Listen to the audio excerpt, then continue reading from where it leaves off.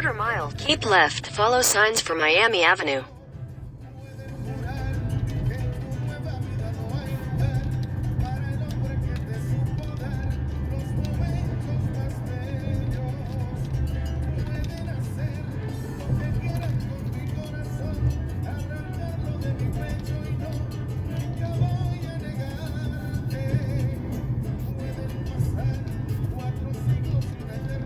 Keep left, then use any lane to turn right onto South Miami Avenue.